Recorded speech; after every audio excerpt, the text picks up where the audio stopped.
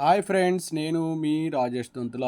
ఈరోజు మనం DSC school assistant mathematics short cut and నేర్చుకుందాం. అయితే ముందుగా మన ఛానల్ని సబ్స్క్రైబ్ చేయని వారు సబ్స్క్రైబ్ చేసుకోండి. అలాగే నా వీడియోస్ని లైక్ చేసి ఎక్కువ మందికి రీచ్ అయ్యేలా మీ సహాయాన్ని అందించండి. F of X equal to 1/√1 - x². వాస్తవ మూల్య ప్రమేయం యొక్క ప్రదేశము అని చెప్పి ఇచ్చారు.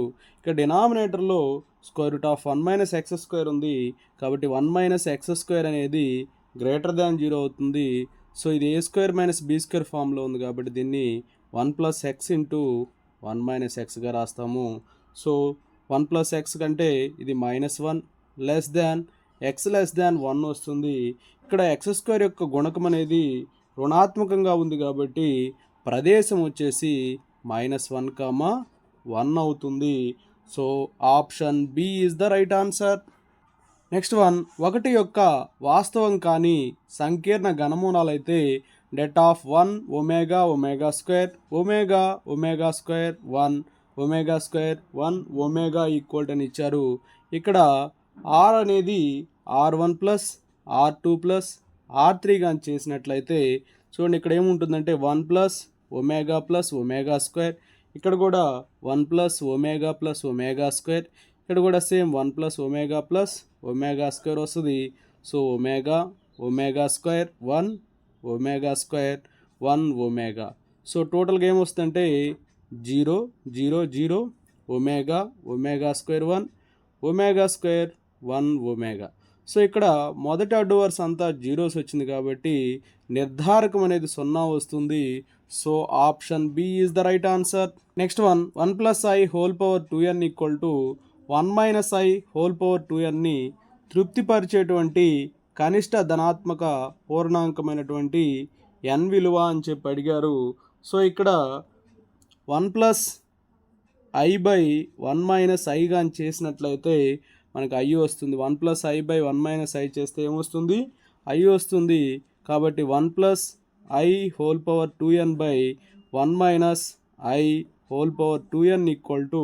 - ఏమవుతుందో ఇది తీసుకెళ్ళాం కాబట్టి 1 అవుతుంది. సో 1 + i ఇదేమైందమ్మా 1 + i/1 - i² అవుతుంది ఈక్వల్ టు 1. ఇక ఎందుకని ఇక్కడ పవర్ 2n ఉంది, ఇక్కడ కూడా పవర్ 2n ఉంది. ఆల్రెడీ 1 + i/1 - i అంటే i వస్తుందని చెప్పాం కదా, అంటే డినామినేటర్ని రేషనలైజ్ చేస్తే i వస్తుంది.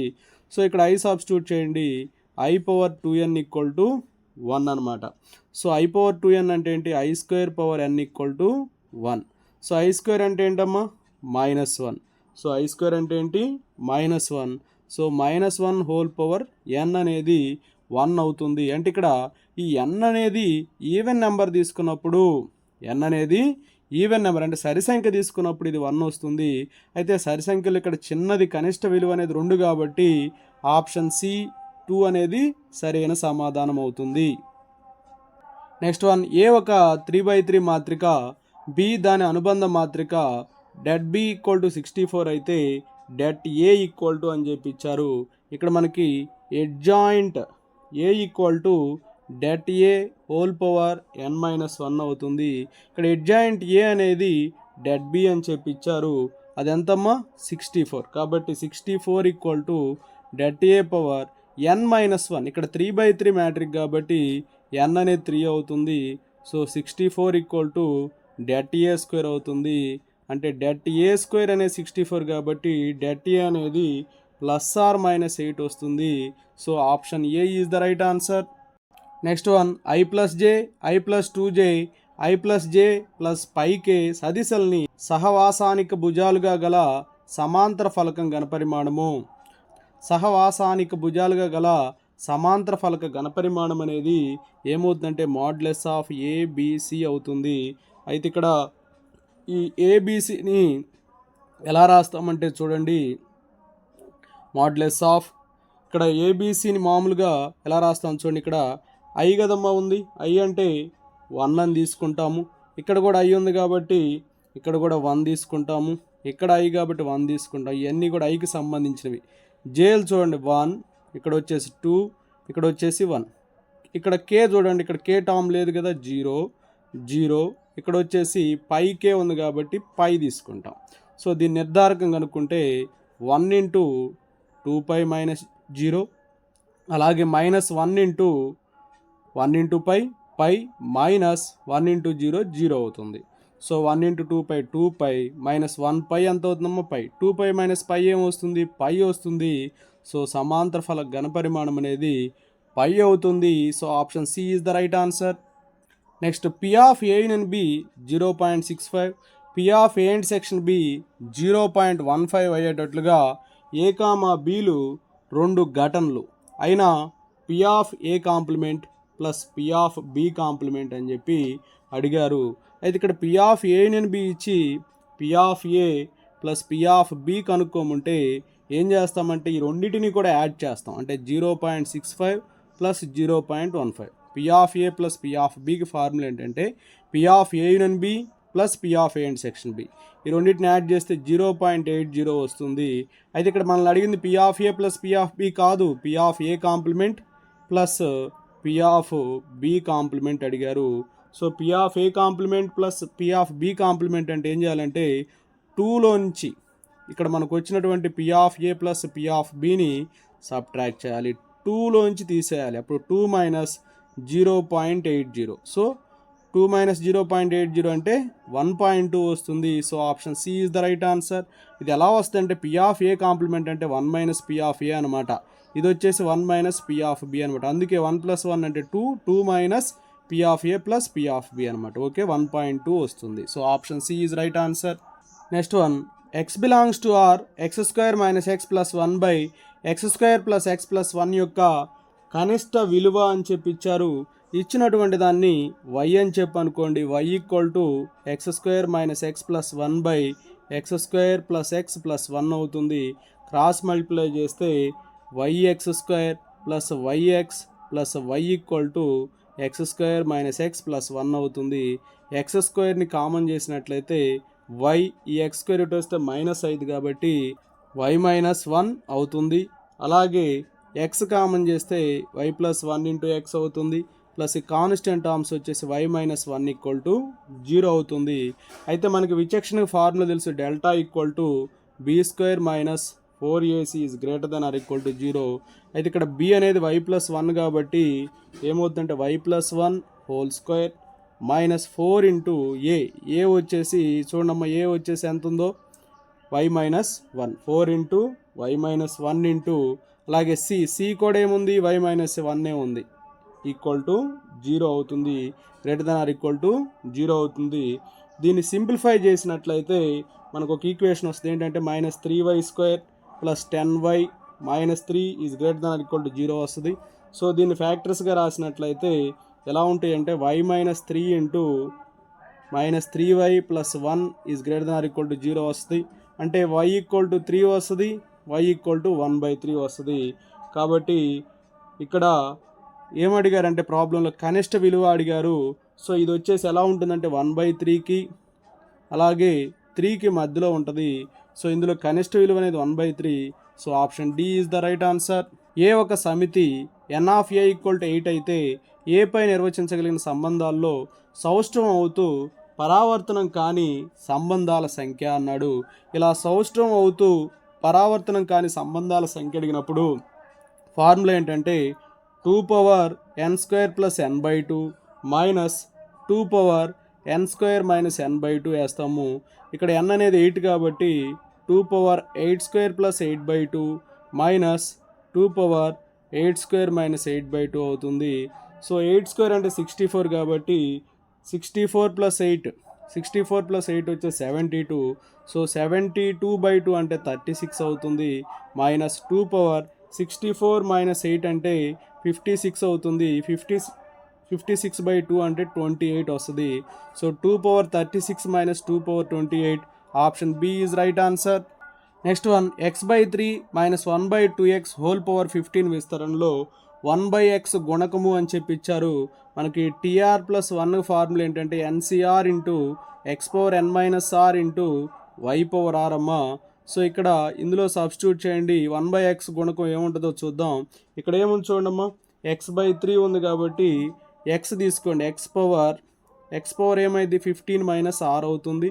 అలాగే ఇక్కడ ఏముంది 1/2x ఉంది కాబట్టి ఈ ఈ 1/x తీసుకోండి, కోఎఫిషియంట్స్ మనం తర్వాత చూద్దాం. ఇక్కడ 1/x అంటే x⁻−1 whole power r equal to ఏముండాలి, 1/x గుణకం అవ్వాలి కాబట్టి x⁻−1 అవుతుంది. So x⁻15 - r equal to x⁻−1. So 15 - 2r equal to -1. So -2r equal to -1 - 15. So అప్పుడు ఏమైందంటే 2r ఈక్వల్ టు 16 అవుతుంది. సో r ఈక్వల్ టు 16/2 అంటే 8 వస్తుంది. సో r 8 వచ్చింది కాబట్టి ఇప్పుడు కోఎఫిషియంట్ రాసుకుందాం. ఇదేంటమ్మా NCR కదా, అంటే 15c8 ఇక్కడ ఏముంది చూడమ్మా 1/3.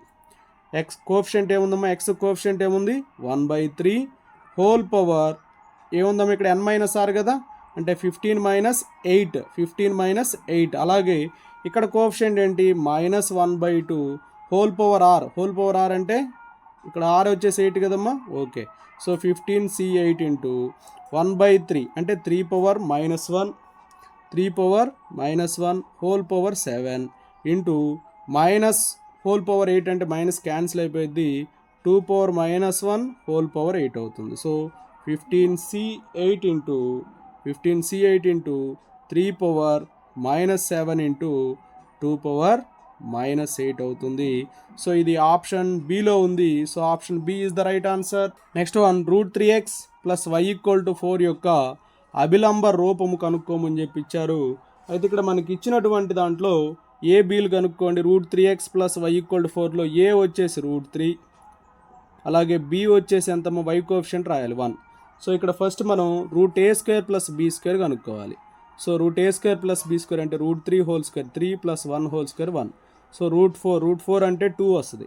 ఈ √a² + b² వాల్యూ తోటి మనము ప్రతి టర్మ్ని కూడా డివైడ్ చేయాలి. అంటే √3/2x + 1/2 y = 4/2 అవుతుంది. సో అంటే ఏంటి, ఇక్కడ √3/2xని ఎలా రాయొచ్చు అంటే cos ఆల్ఫాగా రాయొచ్చు. So x cos alpha plus 1/2ని ఇక్కడ ఆల్ఫా వచ్చేసి ఎంత అంటే కాస్ అని రాసాం కదమ్మా, π/6 తీసుకున్నాం. కాస్ π/6 కదా √3/2.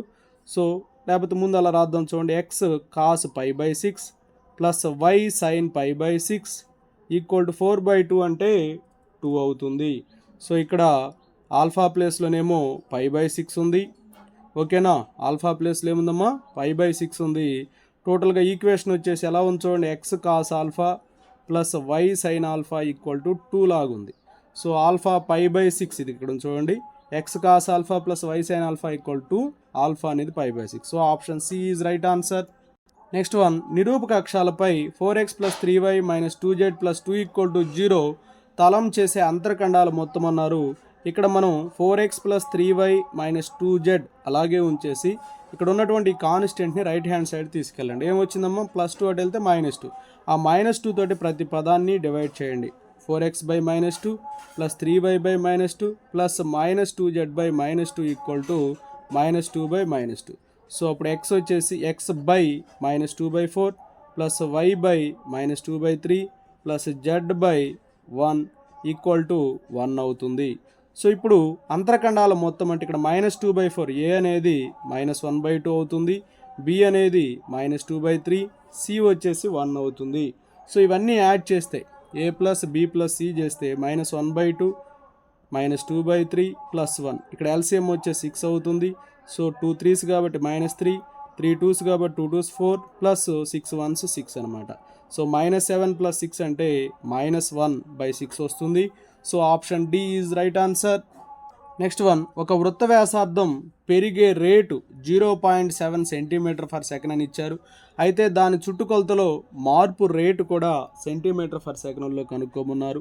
అయితే ఇక్కడ వృత్త వ్యాసార్థం పెరిగే రేటు అన్నారు, చుట్టుకొలతలో కదా అంది. ఇక్కడ చుట్టుకొలత అంటే C = ఫార్ములా ఏంటి 2πr, వృత్త చుట్టుకొలత వృత్త పరిధికి ఫార్ములా 2πr. దీన్ని డెరివేషన్ చేద్దాం. dc/dt ఏమవుతుందంటే 2π × dr/dt అవుతుంది. సో dc/dt = 2π × dr/dt అవుతుంది. సో 2π ఇక్కడ ఇచ్చారు చూడండి dr/dt 0.7 అని. సో 2 × 0.7 ఏమొస్తుంది 1.4π. సో 1.4π అనేది ఆప్షన్ సిలో ఉంది. So option C is right answer. Next one, n విభిన్న వస్తువులు ఉన్నాయి. ఒక వరుసలో 5 వస్తువులను అమర్చే సంఖ్య ఆ వరుసలో 3 వస్తువులు అమర్చే అమరికలకు 20 రెట్లు అయితే n ఈక్వల్ టు. చూడండి ఇక్కడ ఏమన్నారంటే ఒక వరుసలో 5 వస్తువులను అమర్చే సంఖ్య అంటే Pn,5 అనేది దేనికమ్మా 3 వస్తువులు అమర్చే అమరిక అంటే Pn,3కి ఎన్ని రెట్లు ఉందంట 20 రెట్లు ఉందంట. కాబట్టి ఏమవుతుందంటే NP5 equal to 20 into NP3 అవుతుంది.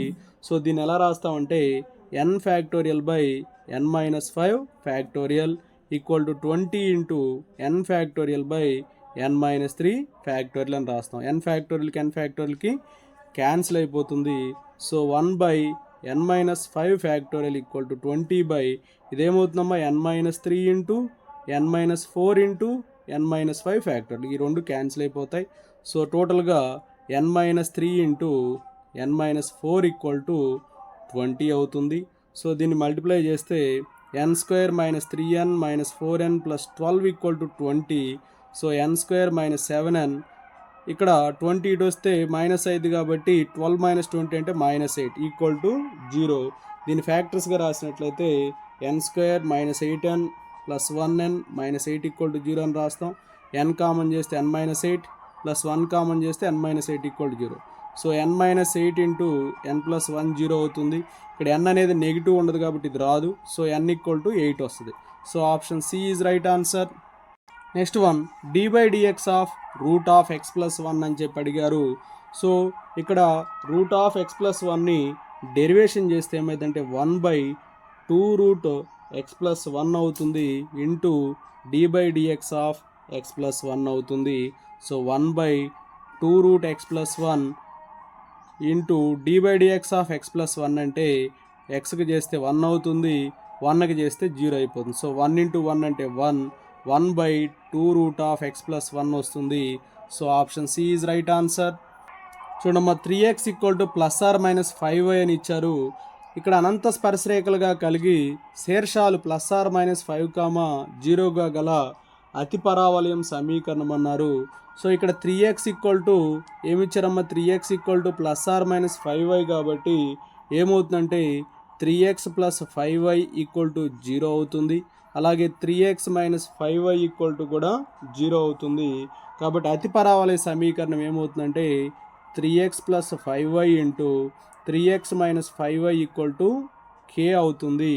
సో ఇప్పుడు ఈ k విలువను మనం ఫైండ్ అవుట్ చేయాలి. ఇది a + b ఇంటూ a - bలో ఉంది కాబట్టి a² అంటే 9x² - b² అంటే 5y ఇంటూ 5y కాబట్టి 25y² ఈక్వల్ టు k అవుతుంది. శీర్షాలు వచ్చేసి ఏమి ఇచ్చారమ్మా +r-5, 0 ఇచ్చారంటే x వాల్యూ 5 తీసుకోండి, y వాల్యూ 0 తీసుకుంటే 9 into 5 whole square -25 into 0² equal to k. So 5² అంటే 25, 25 9s వచ్చేసి 225 అవుతుంది. సో మనకు కావాల్సిన సమీకరణం చూడండి, ఇక్కడ చూడండి 9x² - 25y² ఈక్వల్ టు 225 అవుతుంది. So option A is right answer. Next one చూడండి, దీర్ఘవృత్తం యొక్క దీర్ఘాక్షం పొడవు హ్రస్వాక్షం పొడవుకి 3 రెట్లు అయితే ఉత్కేంద్రత అని చెప్పి అడిగారు.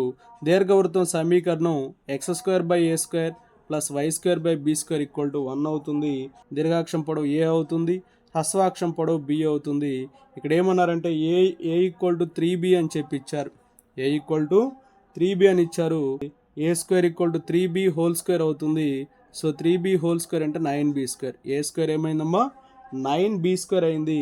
కానీ మనకు b²కి ఒక ఫార్ములా ఉంది, ఏంటంటే a² ఇంటూ 1 - e² అని చెప్పి తెలుసు. ఇందులో సబ్స్టిట్యూట్ చేయండి. a² ఈక్వల్ టు 9 ఇంటూ చూడండమ్మా a² equal to 9 into b² అంటే ఏంటి a² into 1 - e². a² 1s cancel అయితే ఈ 9 ఇటు తీసుకొస్తే 1/9 equal to 1 - e². So -e² ఇటు వస్తే +e² ప్లస్ 1/9 అటు వెళ్తే -1/9. సో ఎల్సిఎం చేయండి 9, 9 1s 9 - 1 సో 8/9 వస్తుంది. ఈ స్క్వేర్ 8/9 కాబట్టి ఈ అంటే √8/9 అంటే √8ని 2√2గా రాస్తాం. √9 అంటే 3. So 2√2/3 2√2/3 option C is right answer. Next one, a equal to x 4 5 6 x 8 9 8 7 అని ఇచ్చి మాత్రిక జాడ -15 అయితే ఎక్స్ విలువ అన్నాడు. మాత్రిక జాడ అంటే ఈ ప్రధాన వికర్ణంలో ఉన్నటువంటి మూలకాలన్నింటినీ కూడా మనము యాడ్ చేయాలి. ఈ వికర్ణ మూలకాల మొత్తమే మాత్రిక జాడ అవుతుంది. x+7 వచ్చేసి -15 అవుతుంది. సో 2x = -15 + 7 ఇటు వస్తే -7, 2x వచ్చేసి -22, x వచ్చేసి -22/2 అంటే -11 వస్తుంది. So option C is right answer. Next one, P of A 1/4, P of B 1/3 మరియు A, Bలు స్వతంత్ర ఘటనలు అయితే P of A delta B అన్నారు. P ఆఫ్ A డెల్టా Bకి ఫార్ములా ఏంటంటే P of A into P of B complement plus P of B into P of A complement. ఇక్కడ P of A వచ్చేసి 1/4 ఇచ్చారు కాబట్టి P ఆఫ్ A కాంప్లిమెంట్ అంటే 1 - 1/4 అంటే 3/4 వస్తుంది. P ఆఫ్ B వచ్చేసి 1/3 ఇచ్చారు కాబట్టి P ఆఫ్ B కాంప్లిమెంట్ వచ్చేసి 1 - 1/3 అంటే 2/3 వస్తుంది. ఇందులో సబ్స్టిట్యూట్ చేద్దాం. P ఆఫ్ A అంటే 1/4, P ఆఫ్ B కాంప్లిమెంట్ అంటే 2/3 ప్లస్ P ఆఫ్ B అంటే 1/3, P ఆఫ్ A కాంప్లిమెంట్ అంటే 3/4. సో ఇక్కడ ఎల్సిఎం వచ్చేసి 4 3s ఎంతమ్మా 12 అవుతుంది. 1 × 2 2 ప్లస్ 1 × 3 3 అవుతుంది. 2 + 3 వచ్చేసి 5, 5/12 అవుతుంది. So option A is right answer. Next one, x cos α plus y sin α = p సరళ రేఖ నిరూపక అక్షాలతో ఏర్పరిచేటువంటి త్రిభుజ వైశాల్యం అన్నారు. సో ఇక్కడ రైట్ హ్యాండ్ సైడ్ ఏదైతే ఉందో దాంతో మనం భాగించాలి ప్రతి పదాన్ని. So x cos α/p plus y sin α/p = p/p అవుతుంది. x/p/cos α ప్లస్ y/p/sin α = p/p అంటే 1 అవుతుంది. ఇక్కడ x అంతర్ఖండం A వచ్చేసి p/cos α, y అంతర్ఖండం B వచ్చేసి p/sin α. సో వైశాల్యం అంటే ½ ఇంటూ మాడ్యులస్ ఆఫ్ AB అవుతుంది. So ½ into modulus of AB అంటే p/cos α into p/sin α. So p²/2 sin α cos α అంటే sin 2α అవుతుంది. సో p²/sin 2α అనేది ఆప్షన్ బిలో ఉంది. So option B is right answer. Next one, 15 ఫలితాల ప్రయోగంలో σx² అనేది 2830 అని, σx వచ్చేసి 170, వీటిలో ఒక ఫలితం 20 తప్పని గమనించి దాని బదులు సరైన విలువ 30 చేర్చబడింది. ఆ మార్పుతో వచ్చేటువంటి విస్తృతి ఎంత అని చెప్పి అడిగారు. సో విస్తృతి అంటే σ² మనం కనుక్కోవాలి. యాక్చువల్గా ఇక్కడ n వాల్యూ ఎంత ఇచ్చారమ్మా, n = 15 అని ఇచ్చారు. అలాగే σx² వచ్చేసి 2830 ఇచ్చారు. σx వచ్చేసి 170 అని ఇచ్చారు. అయితే 20 తప్పట, ఏం తీసుకోవాలి దాని బదులుగా 30 తీసుకోవాలట. కాబట్టి సరి చేసిన తర్వాత σx² ఏమైందంటే 2830 మైనస్ చూడండి 20² ప్లస్ 30² అవుతుంది. ఇది స్క్వేర్ టర్మ్స్ కాబట్టి స్క్వేర్ చేసాం. సో 2830, ఇక్కడ 20² అంటే 400, 30² అంటే 900, కాబట్టి 900లోంచి 400 తీసేస్తే 500 వస్తుంది. ఈ మొత్తాన్ని యాడ్ చేస్తే 3330 వస్తుంది. అలాగే σx అంటే చూడండి 170 ఇచ్చారు, తీసివేయాల్సింది 20, కలపాల్సింది 30. సో 200 - 20 అంటే 180 వస్తుంది. ఇప్పుడు మనం ఏం కనుక్కోవాలి, σ² కనుక్కోవాలి. σ² అంటే σx²/n మైనస్ σx/n² అవుతుంది. σx²/n అంటే ఇది ఎంత ఉందమ్మా, 3330/n అంటే 15 మైనస్ σx/n అంటే 180/15² అవుతుంది. సో దీంతో సింప్లిఫై చేస్తే 15 220s మైనస్ 180/15 అంటే 180/15 అంటే 15 12s కాబట్టి 12² అంటే 144 అవుతుంది. సో 220లో నుంచి 144ని సబ్ట్రాక్ట్ చేస్తే 78 వస్తుంది. సో 78 అనేది ఆప్షన్ ఏలో ఉంది. So option A is right answer. త్రికోణమితీయ ప్రమేయము f(x) = sin 3x + 2 x belongs to R. అయితే దీని యొక్క ఆవర్తనం ఎంత అని అడిగారు. చూడండి, f(x) యొక్క ఆవర్తనానికి ఫార్ములా 2π/|a) అవుతుంది.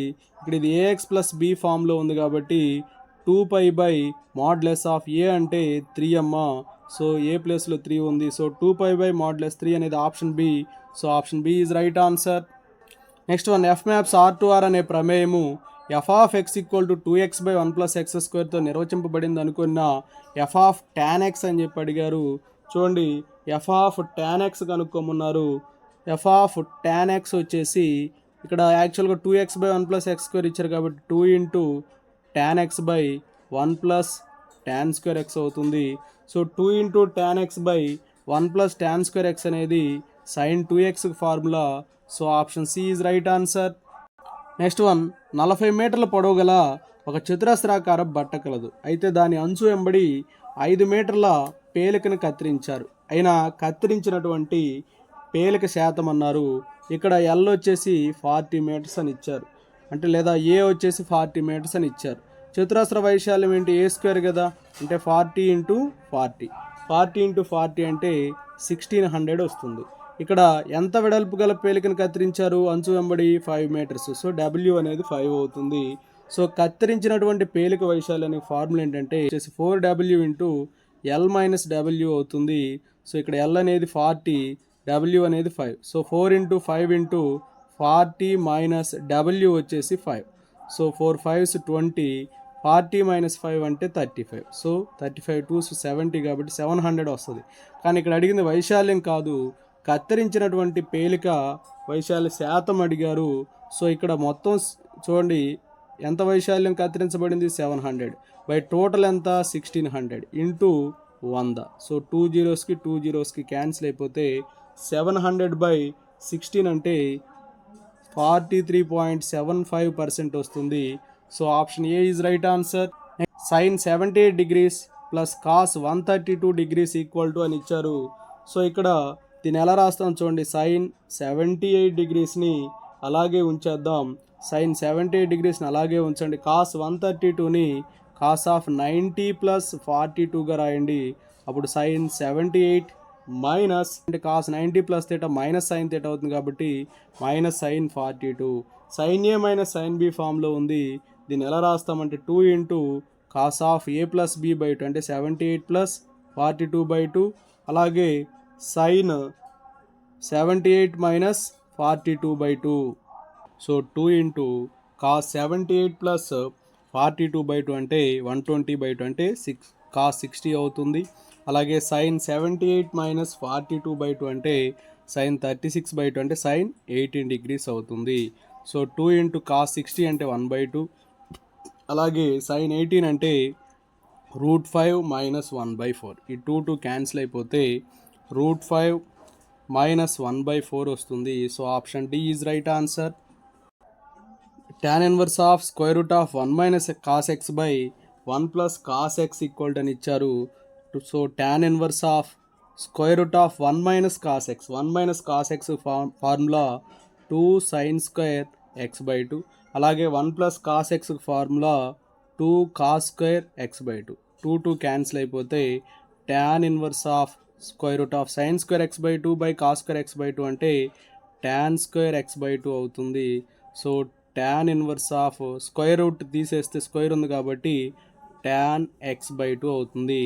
So tan inverse of tan x/2 అంటే x/2. So option B is right answer అండి. Okay, thank you friends. నా వీడియో నచ్చినట్లయితే లైక్ చేయండి, మీ మిత్రులకు షేర్ చేయండి. ఇంకా మన ఛానల్ని సబ్స్క్రైబ్ చేయనట్లయితే సబ్స్క్రైబ్ చేసుకోండి. Thank you for watching.